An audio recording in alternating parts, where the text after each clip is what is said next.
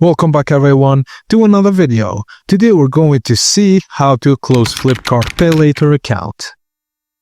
You can request a callback from Flipkart's customer support team.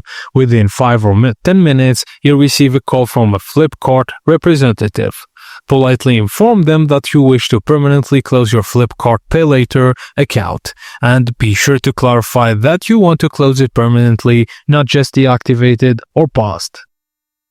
Once your request is accepted, your Flipkart Pay Later account will enter the closure process, which usually takes up to 30 days. After closure, the status will be updated on your CIBIL credit report as closed within 2 to 3 months. Just be patient. This is a standard processing time to most credit-related closures. Also, you can send an email for a closure request to cs@flipkart.com.